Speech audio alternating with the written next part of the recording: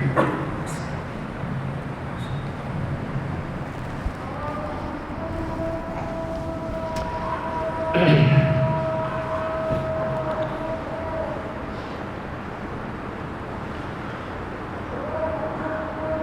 الحمد لله نحمده ونستعينه ونستغفره ونؤمن به ونتوكل عليه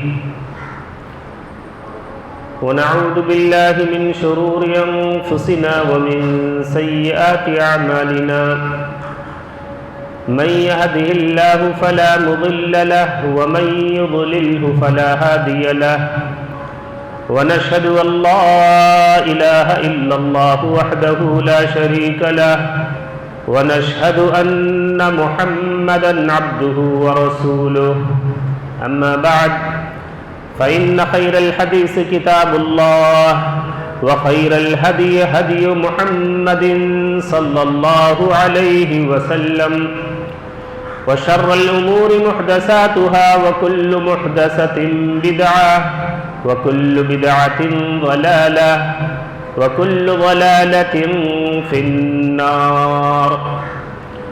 أعوذ بالله من الشيطان الرجيم.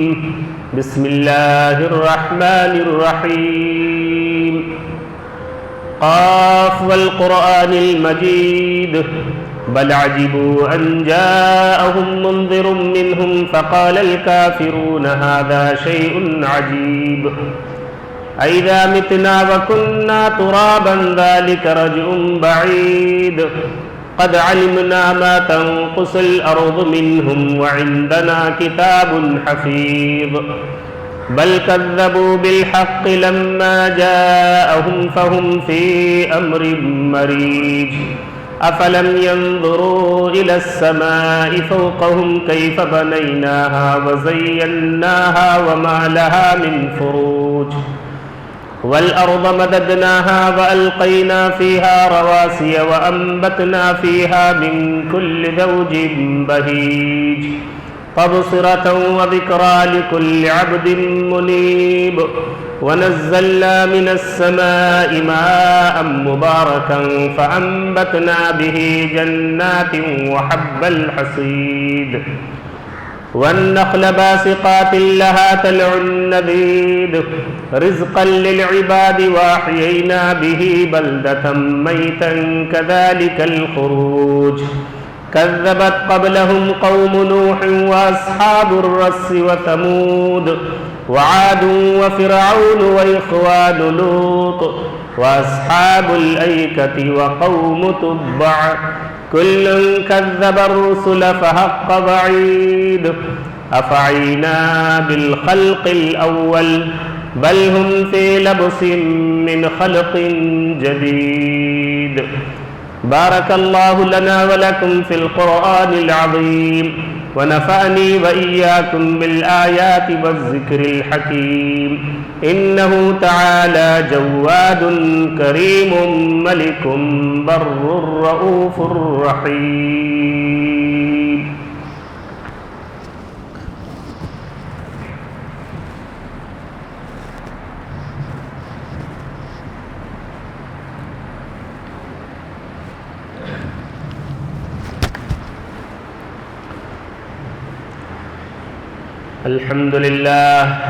الحمد لله علي الذات عظيم السمات سمي السمات كبير الشان جليل القدر رفيع الذكر مطاع الأمر جلي البرهان فخيم الاسم عزيز العلم وسيع الحلم كثير الغفران جميل الثناء جزيل العطاء مجيب الدعاء عميم الإحسان ونشهد أن لا إله إلا الله وحده لا شريك له ونشهد أن محمدا عبده ورسوله أما بعد فإن خير الحديث كتاب الله وخير الهدي هدي محمد صلى الله عليه وسلم وشر الأمور محدثاتها وكل محدثة بدعة وكل بدعة ضلالة وكل ضلالة في النار.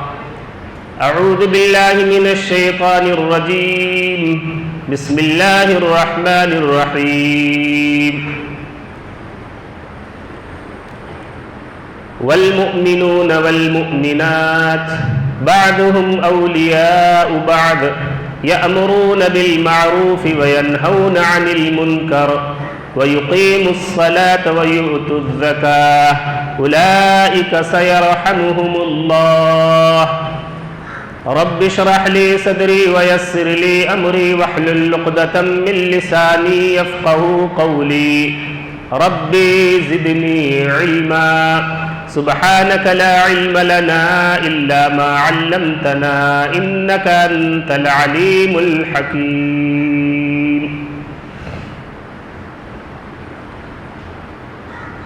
ہر قسم کی تعریف، حمد و ثنا، بڑائی، کبریائی، پاکی اور بزرگی، تکریم اور تقدس اللہ رب العالمین کے لیے لائق اور مناسب ہے، جس نے ہم سب کو پیدا فرمایا اور ہم سب کی رہنمائی فرمائی۔ اللہ رب العالمین کی کبریائی، اس کی تعظیم، اس کی تکریم، اس کی بڑائی بیان کر لینے کے بعد اللہ رب العالمین کے بھیجے ہوئے انبیاء و رسول، خصوصاً آخری نبی جناب محمد الرسول اللہ صلی اللہ علیہ وسلم پر بے شمار و ان گنت بار درود و سلام ہو۔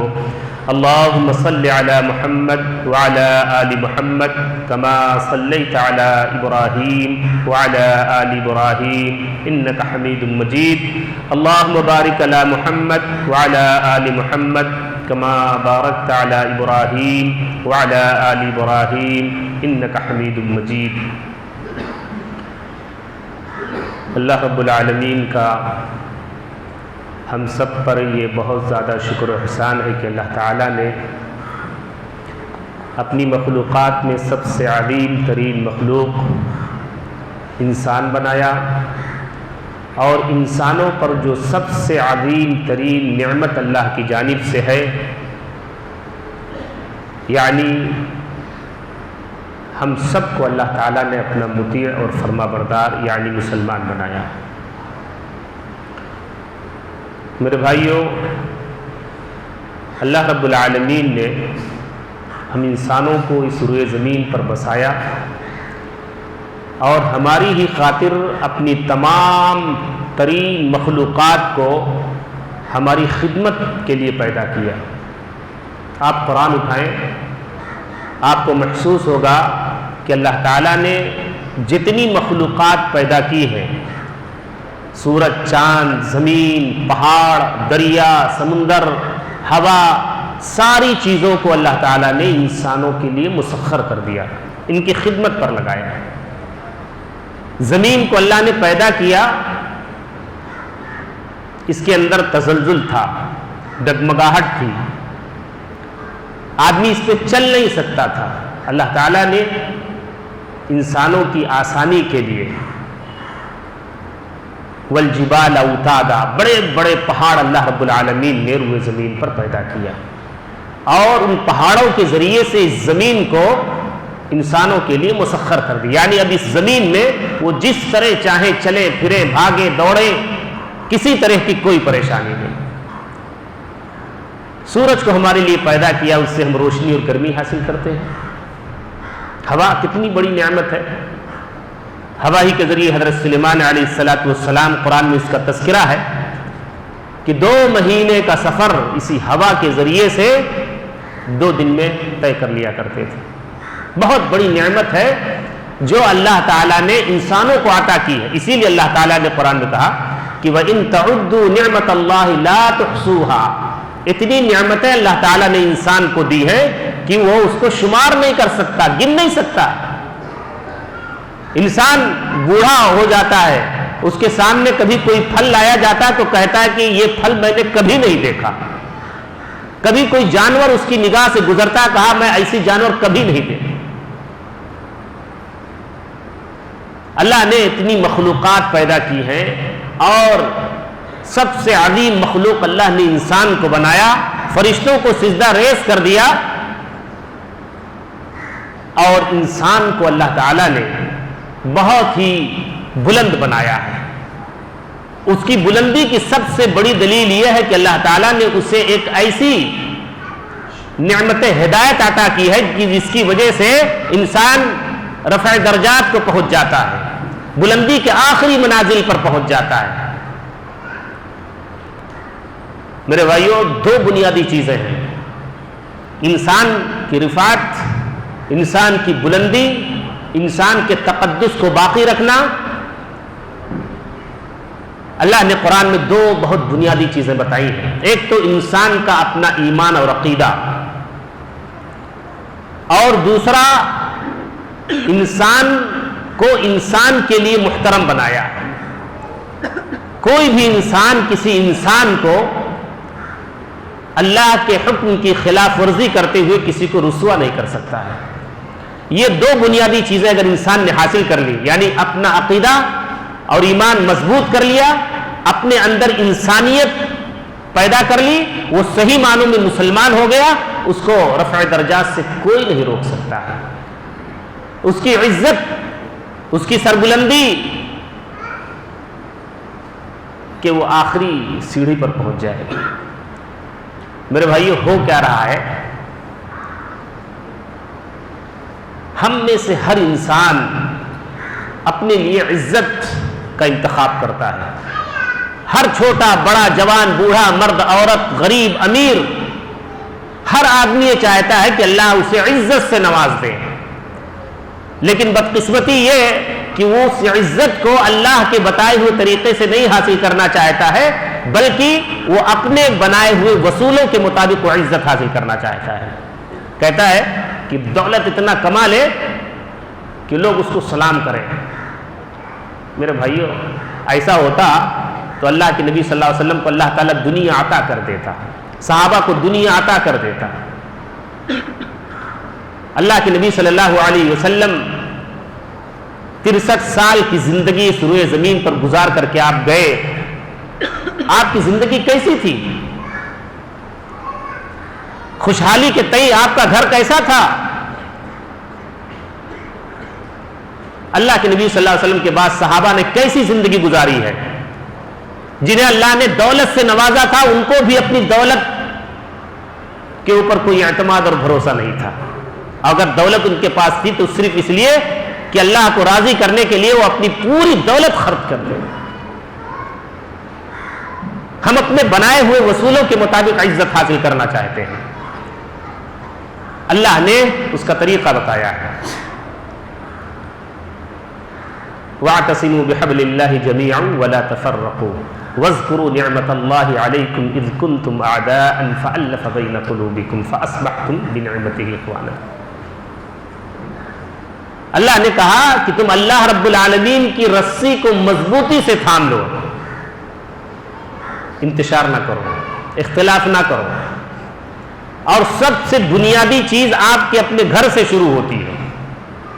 آپ لاکھ دولت کما لیں، گھر کے اندر آپ کی عزت نہیں ہوگی۔ ہر آدمی کو آپ سے شکوا ہوگا، بیٹا شکوا کرے گا، بیوی شکوا کرے گی، گھر کے سبھی افراد آپ سے نالا ہوں گے، کوئی عزت نہیں۔ اور آدمی کہتا بھی ہے کہ سارا عیش لا کر کے ہم نے مہیا کر دیا، پھر بھی سب کا منہ کھلا رہتا ہے۔ پیسے سے طمانینت، سکون، راحت نہیں آتا ہے۔ قرآن نے ایک اصول دیا ہے، قرآن نے ایک نظام دیا ہے، ایک تعلیم دی ہے۔ ان تعلیمات کو ہم اگر اپنے اوپر لاگو کریں گے، قرآن کے مطابق زندگی گزارنے کی کوشش کریں گے، قرآن کے طالب علم بن کر کے رہیں گے، اللہ تعالیٰ ہمیں سربلندی عطا کرے گا۔ اللہ نے قرآن میں کہا وَأَنْتُمُ الْأَعْلَوْنَ إِن كُنتُم مُؤْمِنِينَ، تم بلند ہو جاؤ گے، تمہاری عزت آسمان پر پہنچا دے گا اللہ تعالیٰ اگر تمہارے اندر ایمان ہے۔ ایمان کی حلاوت، ایمان کی لذت کو اگر آپ نے محسوس کر لیا تو آپ کی زندگی کامیاب ہو گئی۔ آج مسلمان ہے اور وہ گھر ہی کے اندر گتھم گتھا ہے، بھائی بھائی سے نالا ہے، باپ بیٹے سے نالا ہے، شوہر بیوی سے نالا ہے۔ بنیادی چیز ہم نے ترک کر دی، چھوڑ دی۔ اللہ جو سب سے عظیم ہے، جس کی طرف ہر لمحہ ہم سب کو رجوع کرنا ہے، اگر ہم طاقت کا احساس کرتے ہیں تو ہمیں احساس ہونا چاہیے کہ اللہ تعالیٰ کی طاقت سب سے زیادہ عظیم ہے۔ عزت حاصل کرنا چاہتے ہیں تو اللہ تعالیٰ سب سے زیادہ باعزت ہے. الکبر ردائی، اللہ نے کہا تکبر یہ میری چادر ہے. روئے زمین پر چلنے والا انسان اگر تکبر کرنے لگے گا تو میں برداشت نہیں کروں گا. اور یہ ساری خرابیاں پیدا کہاں سے ہوتی ہے؟ اسی کبر کی وجہ سے. آدمی نے کوئی رفاہی کام کرا دیا، اس کے دل میں یہ بات آ گئی کہ اب لوگ اس کو باعزت سمجھیں، اس کی ساری نیکیاں ختم ہو جاتی ہیں. اگر وہ کام کر کے نیکی کر کے بھول جائے، اللہ تعالیٰ لوگوں کے دلوں کے اندر اس کی عزت بٹھا دیتا ہے. یہ طریقہ ہے. ورنہ آپ چاہے جتنی بڑی نیکی کریں، اللہ کی نگاہ میں اس کی کوئی حیثیت نہیں اگر اس کے اندر کبر داخل ہو گیا. آپ دیکھیں اللہ کے نبی صلی اللہ علیہ وسلم نے فرمایا نا بڑی بڑی عبادتوں کے بارے میں، من صلی یرائی فقد اشرک. آدمی نماز پڑھ رہا ہے، اللہ کی عبادت کر رہا ہے، کتنی عظیم ترین عبادت ہے، لیکن اگر کبر داخل ہو گیا یا دکھاوا داخل ہو گیا، لوگوں سے عزت کے خواہاں ہو گئے کہ اب لوگ تعریف کریں کہ بڑا با نمازی ہے، آپ نے شرک کیا. اللہ کی تعریف میں، اللہ کی عبادت میں آپ نے دوسرے کو شریک کر لیا. وَمَن تَصَدَّقَ يُرَائِي فَقَدْ أَشْرَكَ. آپ نے کوئی صدقہ کیا، اگر اس کے اندر ذرا سی بھی بات پیدا ہو گئی، حدیث نے بتایا ہم سب کو اور ہم سب جانتے ہیں، لیکن اس کو رسمی طور پر استعمال کرتے ہیں. اس پر کبھی حساس ہو کر کے ہم نے سوچا نہیں کہ ایک ہاتھ سے خرچ کرو دوسرے ہاتھ کو معلوم نہ ہو. اس کا معنی یہ ہے کہ آپ نے جو کچھ دیا بھول گئے، اب صرف آپ اس کے لیے خاموشی سے رات کی تاریکی میں اس کی قبولیت کے لیے دعا کیجیے، تب تو وہ اپنا اثر دکھائے گی آپ کی زندگی میں. ورنہ کب آپ نے خرچہ کیا، کتنا خرچہ کیا، کس کے اوپر خرچہ کیا، سب دنیا بھول جائے گی. اللہ نے ہم سب کو پیدا کیا ہے اور ایمان کی عظیم ترین دولت سے مالا مال کیا ہے. بغیر ایمان اور عقیدے کے آدمی کے اندر محبت، اخوت، بھائی چارگی پیدا ہی نہیں ہو سکتی ہے. حالات کتنے سنگین ہیں. اس وقت آپ عالمی پیمانے پر نگاہ نہ دوڑائیں. عالمی پیمانے پر جب نگاہ دوڑاتے ہیں تو مسلمانوں کی جو کیفیت سامنے آتی ہے وہ بڑی عجیب ہے. آپ ملکی اعتبار سے، علاقائی اعتبار سے آپ نگاہ اٹھا کر کے دیکھیں کہ حالات کیسے ہیں. جب ہم صحابہ کرام کو دیکھتے ہیں، پڑھتے ہیں تو ہمیں اجنبیت کا احساس ہوتا ہے کہ ہمارے اسلاف ہیں، ہمارا ان سے کیا مقابلہ ہے. وہ ان کی زندگی اپنے بھائیوں کے لیے تھی، ہماری اپنی زندگی صرف اپنے لیے ہے. خود غرضی کا ماحول پھیلا ہوا ہے، ہر جگہ خود غرضی کا احساس ہوتا ہے. میرے بھائیوں، اگر اپنے دل کو سکون میں رکھنا ہے، بے چینی سے بچانا ہے، قلبی راحت حاصل کرنی ہے تو آپ اپنے بھائیوں کے لیے بچھ جائیے. وَاخْفِضْ جَنَاحَكَ لِمَنِ اتَّبَعَكَ مِنَ الْمُؤْمِنِينَ. آپ نے قرآن میں پڑھا ہے اللہ تعالیٰ نے کس کو حکم دیا ہے؟ جو روئے زمین کا سب سے عظیم انسان ہے، کائنات کا امام ہے، نبیوں کا سردار ہے، اللہ رب العالمین کا سب سے محبوب محمد الرسول اللہ صلی اللہ علیہ وسلم کو اللہ نے حکم دیا کہ آپ اپنے متبعین کے لیے جھک جائیے. اللہ کے نبی صلی اللہ علیہ وسلم کیسے جھکے ہوئے تھے؟ ہماری نگاہیں کہاں گئیں؟ ہماری نگاہیں کیا تلاشتی ہیں؟ دنیاوی طور پر جب چمک دمک ہماری نگاہوں کے سامنے آتا ہے تو ہم خوش ہو جاتے ہیں، ہمارے چہرے پر مسکراہٹ، مسکان آ جاتی ہے. صحابہ کرام کی سیرت کو پڑھتے ہیں، گزر جاتے ہیں،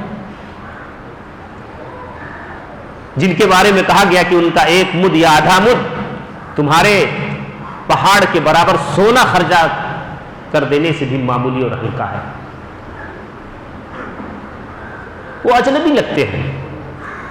یہ زندگی جو اللہ رب العالمین نے دی ہے ہمیں تدبر کرنے کے لیے، غور و فکر کرنے کے لیے. قرآن جیسی عظیم کتاب ہمارے ہاتھ میں ہے، ہم بدخلق ہیں، ہم ظالم ہیں. نماز پڑھنے سے آپ صرف یہ سمجھ لیں کہ آپ وقتاً فوقتاً آ کر کے نماز پڑھ لیں اور آپ نے ساری دولت ایمان کی حاصل کر لی، ایسا نہیں ہے۔ ثلاث من کن فیہ وجد حلاوۃ الایمان، ایمان کی لذت اگر آپ کو پانی ہے تو محمد الرسول اللہ صلی اللہ علیہ وسلم نے بتایا ہے۔ ثلاث من کن فیہ وجد حلاوۃ الایمان، تین چیزیں جس کے اندر ہوں گی وہ ایمان کی حلاوت، ایمان کی لذت پالے گا۔ ان یکون اللہ ورسولہ احب الیہ مما سواہما، پہلی بنیاد کہ انسان اپنے رب سے اور محمد الرسول اللہ صلی اللہ علیہ وسلم سے جو محبت کرتا ہو وہ محبت کسی اور کے لیے نہ ہو۔ ہم تو پیروں سے بھی وہی محبت کر لیتے ہیں، فقیروں سے بھی وہی محبت کر لیتے ہیں،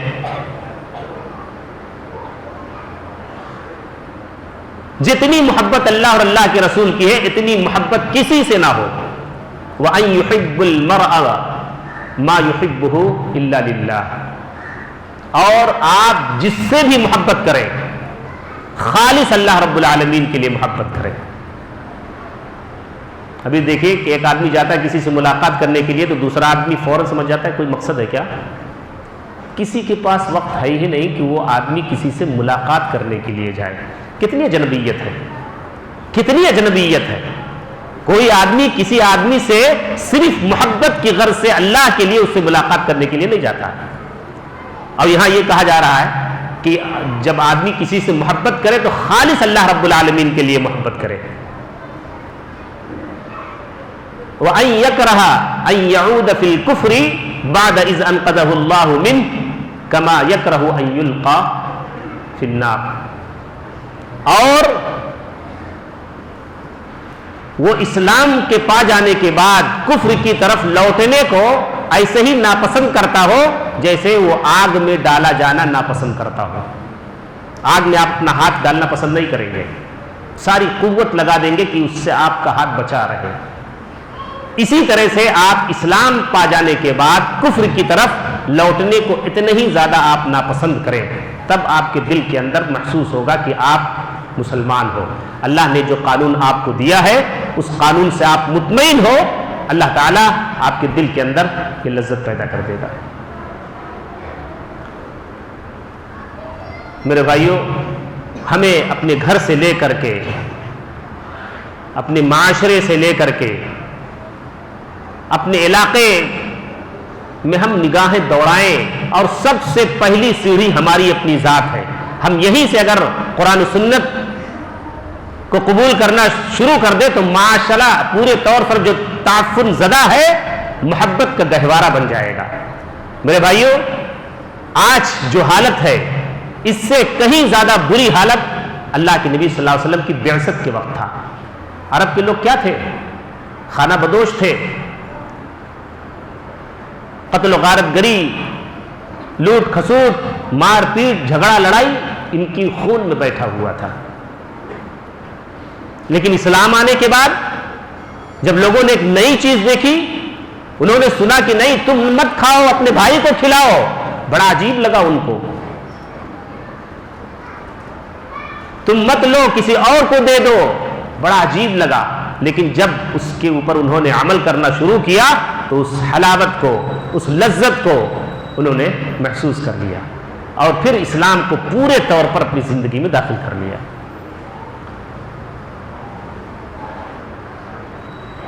ان اللہ یقول یوم القیامۃ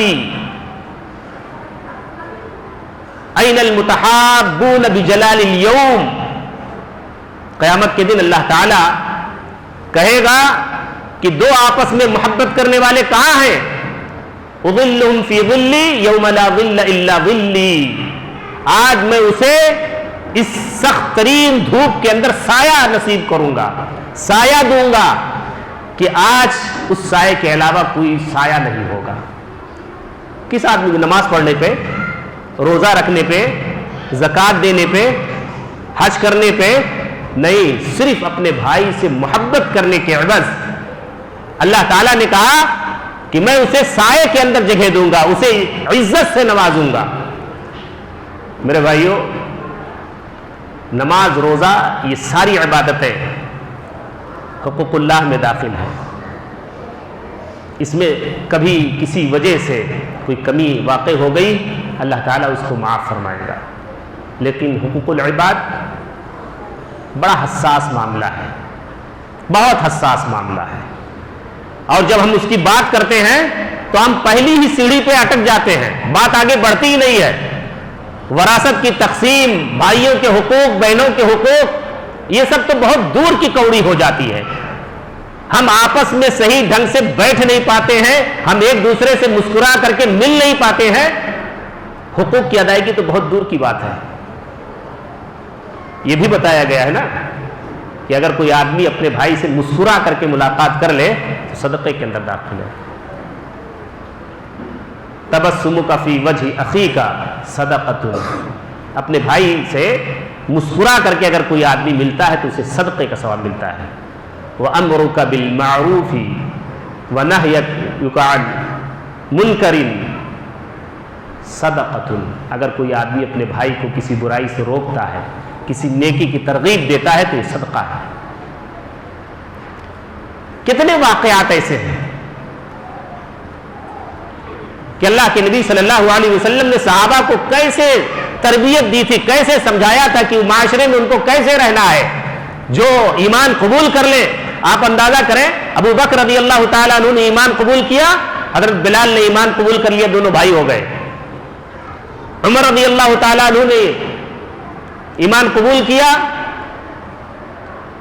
عمار سے ان کی دوستی ہو گئی، صحابہ آپس میں ایک بھائی بھائی کی طرح ہو گئے.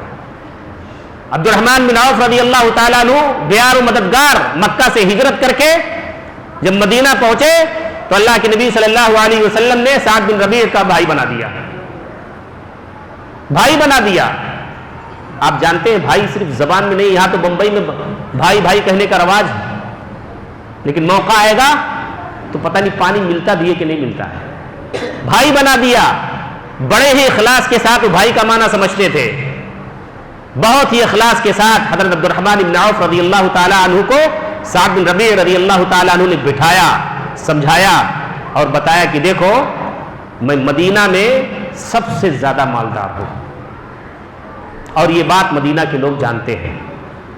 میں اپنی پوری جائیداد کو 2 حصوں میں تقسیم کرتا ہوں، ایک پر آپ کا حق ہوگا اور ایک میرے لیے ہوگا. 2 بیویاں ہیں جو زیادہ خوبصورت ہوں، ان کا آپ انتخاب کر لیں، اسے میں طلاق دے دوں گا، عدت کے بعد آپ اس سے شادی کر لیں. یہ ساری باتیں آئی کہاں سے؟ اپنی بیوی کو اپنے بھائی کے لیے دینا ایک کتنی بڑی بات ہو گئی. یہاں تو دوسروں کی بیویوں کے اوپر نگاہ ہوتی ہے، کب موقع ملے تو اس کو ہتھیا لیں. خطرناک چیز میرے بھائیوں. یعنی آپ ایمان کی پہلی ہی سیڑھی پہ نہیں چڑھ پائے ہو اور غرہ ہے کہ ہم 5 وقت کی نماز پڑھتے ہیں. ایک نمازی آدمی کیسے ظالم ہو سکتا ہے؟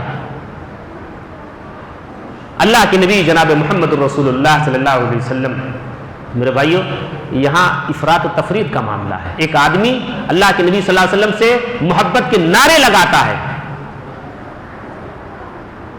نام آنے پہ اپنے ہونٹوں سے لگا لیتا ہے، آنکھوں سے لگا لیتا ہے، چومتا ہے، چاٹتا ہے، وہ بھی غلط.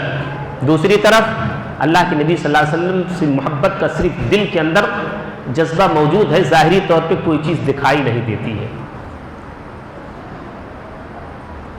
ایمان کی حلاوت ہم کو محسوس ہونا چاہیے. ادریس خولانی رحمہ اللہ نے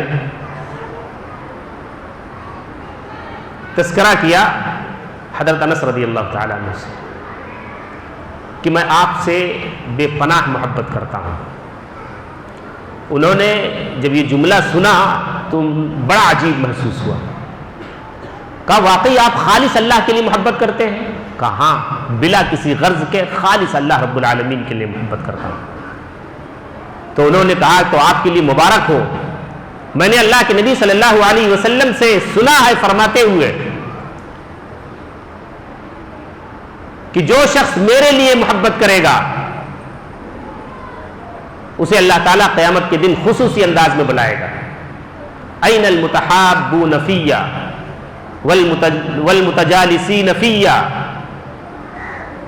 والمتزاورین فیہ والمتبادلین فیہ کہاں ہیں وہ لوگ جو خالص ہمارے لیے ایک دوسرے سے محبت کرتے تھے؟ کہاں ہیں وہ لوگ جو خالص میرے لیے مجلسیں منعقد کرتے تھے؟ کہاں ہیں وہ لوگ جو خالص میرے لیے جا کر کے کسی سے زیارت کرتے تھے؟ کہاں ہیں وہ لوگ جو میرے لیے لوگوں کے اوپر خرچ کرتے تھے؟ یہ سارا درس تو ہم نے نماز کے پیچھے بھلا دیا۔ نماز تو آپ کی عادت میں شامل ہونا چاہیے، نماز تو پڑھنا ہی پڑھنا ہے۔ جو 5 چیزیں بتائی گئی ہیں وہ تو بنیاد ہیں، اس پر تو گفتگو ہونی ہی نہیں ہے۔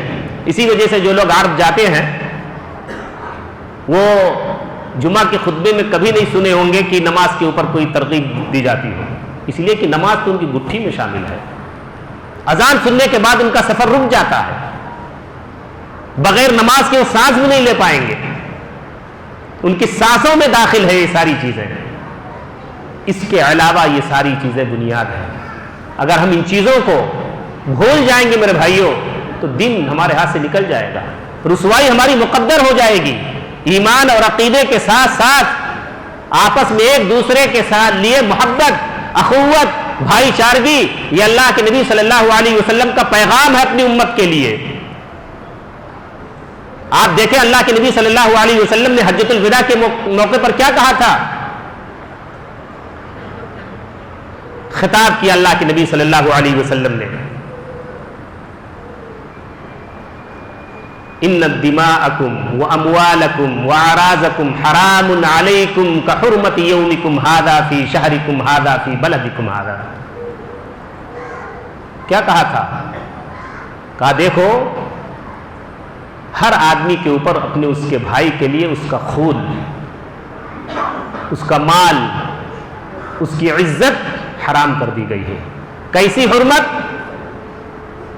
جیسے آج کے دن کو اللہ نے حرام کیا ہے، اس شہر کو حرام کیا ہے، اس مہینے کو حرام کیا ہے، ایسے ہی حرمت اللہ تعالیٰ نے تمہارے اوپر تمہارے بھائی کا خون، اس کا مال اور اس کی عزت حرام کر دیا ہے۔ ایسے ہی ہے، ایسا ہی ہے۔ اگر ایسا ہی ہے تو معاشرے کے اندر محبت، اخوت اور امن کا پیغام ہونا چاہیے، اور اگر ایسا نہیں ہے رسوائی، ذلت ہمارا مقدر ہو جائے گا۔ میرے بھائیو آج حالات کیا ہیں؟ کتنے سنگین معاملات ہیں۔ مسلمانوں کا کوئی وزن، کوئی وقار، کوئی عزت باقی نہیں رہ گئی ہے۔ جہاں جس کو موقع ملتا ہے اس کی جان چھین لیتا ہے، اسے زد و کوب کرتا ہے، مارتا پیٹتا ہے۔ ہمارے اندر اخوت نہیں ہے، بھائی چارگی نہیں، احساس نہیں ہے۔ اللہ کے نبی صلی اللہ علیہ وسلم نے کیا فرمایا تھا کہ ہم ایک جسم کی طرح ہیں۔ جب جسم کے کسی حصے کو کوئی تکلیف ہوتی ہے تو جسم کے سارے حصے بخار کے اندر مبتلا ہو جاتے ہیں۔ ہم کو تو پتہ ہی نہیں رہتا ہے۔ بسا اوقات ایسا ہوتا ہے کہ اگر ہمارا کوئی بھائی پریشان ہے تو ہم اس کے پاس اس غرض سے جاتے ہیں کہ اس کی پریشانی سے ہم کچھ فائدہ اٹھا لیں۔ کوئی تکلیف ہے، وہ اپنی کوئی چیز مجبوری میں بیچنا چاہتا ہے تو ہم چاہتے ہیں کہ 10 روپے کا سامان ہے تو 5 ہی روپے میں اس سے خرید لیں۔ ہماری طبیعت ایسی نہیں ہوتی ہے کہ ہم 10 روپے کی چیز 15 روپے میں خرچ کر کے اس کو تقویت دیتے ہیں، اس کو آگے بڑھا دیں۔ ایسا نہیں کرتے، اور ہونا یہی چاہیے۔ اللہ کے نبی صلی اللہ علیہ وسلم نے 23 سالہ زندگی میں آپ کو جو نبوت ملی، 40 سال کی عمر میں 63 سال تک آپ نے اپنے صحابہ کو، اپنی امت کو یہی تعلیم اور ترغیب دی ہے۔ میں آپ کو بتاؤں مسلمانوں کی عزت کتنی عظیم ہے، یہ تو عام حالات کی بات ہے کہ ہمارا بھائی ہمارے لیے ضرر رساں نہیں ہے، تکلیف دہ نہیں ہے، لیکن اس کے باوجود اس کے لیے ہمارے دل کے اندر ایسی محبت نہیں ہے جیسی محبت ہونی چاہیے۔ حضرت عمر رضی اللہ تعالیٰ عنہ نے بیان کیا کہ ایک شخص جس کا نام عبداللہ تھا اور اسے لوگ حمار کے لقب سے جانتے تھے، حمار کہہ کر کے بلاتے، چونکہ وہ بہت زیادہ لوگوں کو ہنساتے تھے اس لیے لوگ ان کو حمار کہتے تھے۔ بسا اوقات وہ اللہ کے نبی صلی اللہ علیہ وسلم کو ہنسا دیا کرتے تھے، لیکن ان کے اندر ایک بری عادت تھی۔ وہ عادت کیا تھی؟ وہ شراب پیتے تھے۔ شراب کی حرمت ہو چکی تھی۔ جب وہ شراب پیتے تھے تو ان کو سزا کے لیے لایا جاتا اور ان کے اوپر کوڑے برسائے جاتے، مارا جاتا۔ ایک بار انہیں سزا دی جا رہی تھی تو کسی صحابی کے منہ سے نکلا، لعنت کے الفاظ نکل گئے۔ اللہ کے نبی صلی اللہ علیہ وسلم نے بتایا، اپنی امت کو سمجھایا کہ دیکھو اس کے اندر صرف برائیاں ہی برائیاں نہیں ہیں بلکہ خیر کا پہلو بھی ہے۔ جہاں تک میں جانتا ہوں یہ اللہ اور اس کے رسول سے بے پناہ محبت کرنے والا ہے۔ یہ درس ہمیں دیا گیا ہے کہ اگر کوئی غلطی اور کوئی خطا ہو جائے تب بھی ہم اس کی تائید کریں، اس کی اچھائیوں کو لے کر کے، یعنی کسی کو سزا مل رہی ہے اللہ کی جانب سے، اس کے لیے بھی تحسین کے دروازے کھلے ہوئے ہیں، جو اچھائیوں کا پہلو ہے اس کو اجاگر کیا جائے۔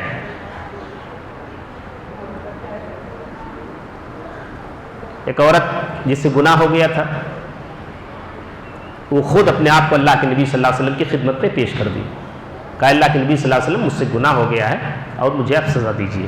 وہ پورا واقعہ آپ کو معلوم ہے کہ اللہ کے نبی صلی اللہ علیہ وسلم نے ان کو لوٹا دیا، پھر اس کے بعد ایک مدت کے بعد وہ واپس آئے، ان کو رجم کر دیا گیا۔ خالد بن ولید رضی اللہ تعالیٰ عنہ کی زبان سے لعنتی الفاظ نکل گئے۔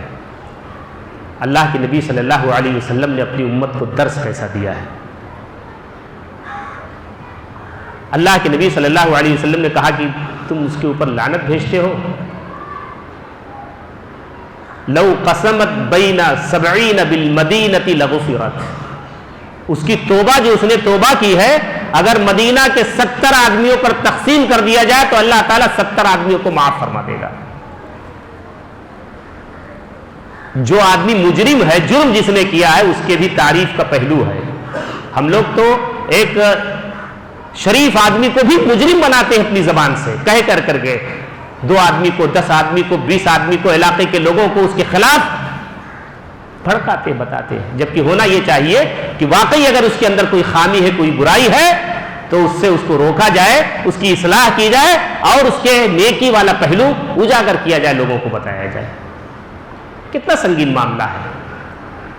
اور جب سیرت کو اٹھا کر کے ہم نگاہ اس پہ ڈالتے ہیں، اللہ کے نبی صلی اللہ علیہ وسلم کی سیرت، صحابہ کی سیرت، تو محسوس ہوتا ہے کہ ہم پہلی سیڑھی پر کھڑے ہوئے ہیں اور اللہ نے ہم کو بلند ترین بنایا ہے، مسلمانوں کو عزت سے نوازا ہے۔ وَأَنْتُمُ الْأَعْلَوْنَ إِن كُنتُم مُؤْمِنِينَ، تم بلند ہو جاؤ گے، تم برتر ہو جاؤ گے۔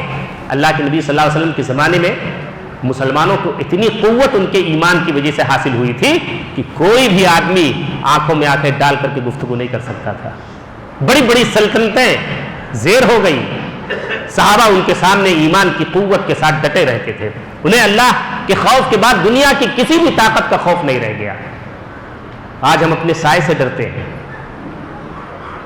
اس لیے میرے بھائیوں، قرآن کا یہ درس ہے، قرآن کے نزول کا یہ مقصد ہے کہ ہم ایمان کو، اپنے عقیدے کو صحیح طور پر سمجھنے کی کوشش کریں اور اس کی حلاوت اور لذت کیسے ہمیں مل سکتی ہے، ہم اس کے ذرائع تلاش کرنے کی کوشش کریں، اور ذریعہ کہیں آپ کو نہیں ملے گا، قرآن و سنت ہمارے لیے موجود ہے۔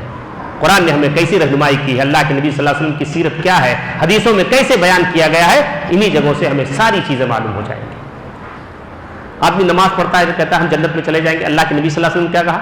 لا تدخلون الجنۃ حتی تؤمنوا، تم جنت میں نہیں جاؤ گے یہاں تک کہ تم ایمان نہ لے آؤ۔ ولا تؤمنوا حتی تحابوا، اور تمہارا ایمان مکمل نہیں ہوگا جب تک تم محبت نہ کر لو۔